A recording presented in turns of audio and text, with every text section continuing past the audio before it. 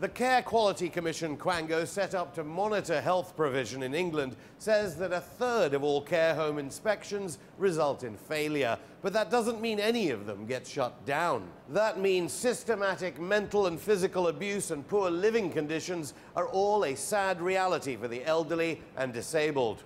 As for people who try to expose the situation, they are vilified and sacked. One former care worker lost her job as she blew the whistle and revealed what went on in a Bupa-run home where she worked. With me is Eileen Chubb, former care worker, whistleblower and founder of charity Compassion in Care. Welcome, Eileen. Let's begin with, for those people out there thinking of putting the elderly into a private care home, what have you witnessed in private care homes? It was my first care job, so it was a totally different area that I was going into. I thought I lived in a civilised country until I went to work in a care home.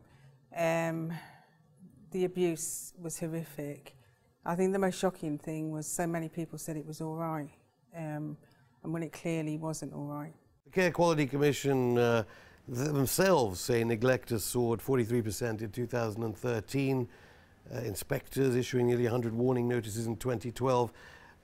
What are the instances of abuse that you've seen and heard of within the private, personal, elderly care homes that you've seen? I deal with whistleblowers from all areas, hospitals as well as care homes, but the abuse is horrific. I mean, people are dying for the want of care. People have been slapped and hit and assaulted. It's absolutely horrendous, the scale of it. And the fact that the people that are willing to speak out and try to speak out are crucified. How? Basically, they're driven out of their job. They're made to feel like they're the problem in every single case. And if they go outside, they'll know it's them because they went internally and used the whistleblowing policy.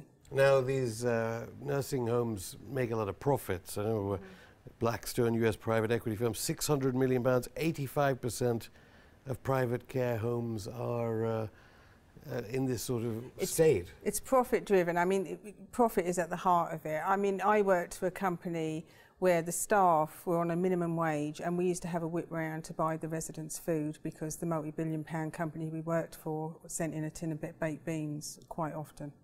So I was lucky enough to work with people with great integrity who were willing to stand and care for the residents, but profit has cut staffing levels. Staff have been asked to do the impossible with the staffing numbers they have, and people have just been routinely neglected, and that's at the good end of the scale. So 85% of private care home funding is paid for by local authorities and private care trusts. It's the taxpayer that's paying for these highly profitable businesses. Yeah, what I'd say to the government is this kind of market really saving money?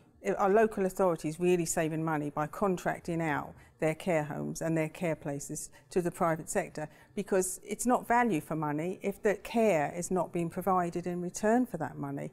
Basically, the standards in these homes are hugely different to council homes. For example, a recent thing that I did with a council home in Stoke-on-Trent, an excellent council home that everyone was happy about, and the local authority wanted to close it because they want to move people into the private sector.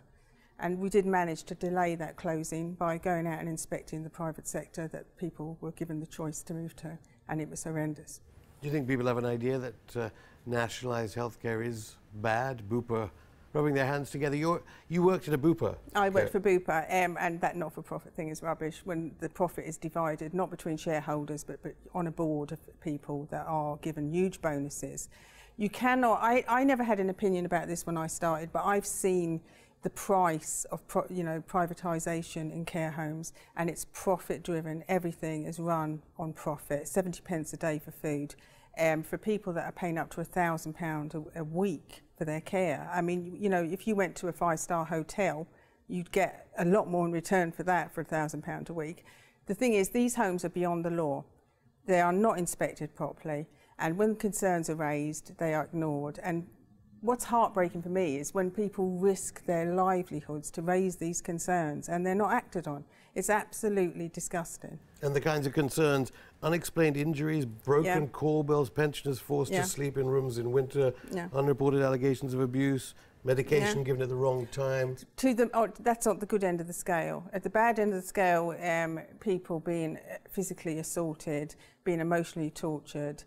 It's horrendous, it's heartbreaking to think that this is going on in this country and that the authorities charged with doing something do not act. Well, if the Care Quality Commission says that things are getting worse, are they not doing their job? But what are they doing about it? It's all very well saying, oh, we have this data saying things are getting worse and we've issued these notices. To be quite honest, the Care Quality Commission said they closed 100 care homes in 2009 and they closed 2. So actually, I don't put a lot of faith into the Care Quality Commission. What do you mean they closed? They had closed 2. They issued a press statement saying they closed 100, and when I questioned it, it turned out that there was only 2 homes. So what is actually going on at this It's regulatory PR. authority? They're very good at PR. They're very good at actually promoting themselves and protecting themselves from bad publicity. It's all very well saying all these homes have got abuse in them. All of these homes have got problems. It's the fact that when you look at them in depth, you'll find that these problems have gone back, sometimes a decade, and no action was taken. And the fact is other people could have been saved and were not saved. I believe you have to break the silence and protect the protectors. The people in those homes that are seeing what's going on, if we gave them legal protection, they would speak out and break the silence, and all abuse happens because of silence. But when you contact the Care Quality Commission, what is the kind of response you get? Basically, they don't do anything. I mean, a recent thing where I raised concerns on behalf of a family, nothing was done, not even an inspection, actually, in this case. So I went in and I filmed the footage and I put it out to the media. Do you think that they even understand that the profit motive equates to a shortage of staff in care homes? I think these care homes are beyond the law. They are not, you know, they get away day in and day out. Now look at Southern Cross. They were actually applying to the health department for dignity grants so they could buy sheets for the bed. Now this is not when they went bankrupt or just before. This is way earlier when they were making profits. The head of that company got out before it went bust and has opened up another chain of care homes and the whole sorry circle starts again. It's about lack of accountability. It's not about a care provider being fit. It's when they're found to be unfit, they're allowed to keep going. And if the taxpayer is subsidising these big, sometimes multinational firms, they also give money to private charities, presumably the David Cameron Big Society. Southern Cross, you just mentioned, Action for Elder Abuse, Bupa give to the Alzheimer's Society. Is that a good thing or is that our money anyway? The thing is, when I founded Compassion in Care, I wrote into our constitution that we would never take money from any care provider or from any government source, because I went into 60 Southern Cross care homes and I was able to broadcast my criticisms of the kind of things that were going on in those homes.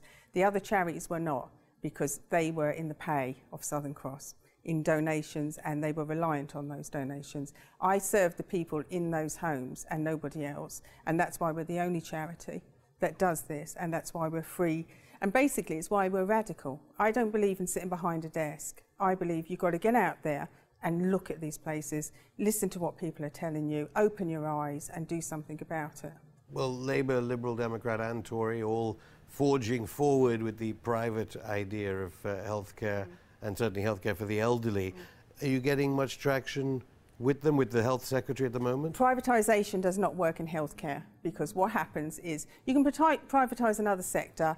Okay, if it was hotels and you went to a bad hotel, it'd be inconvenient. You go to a bad care home and you could die.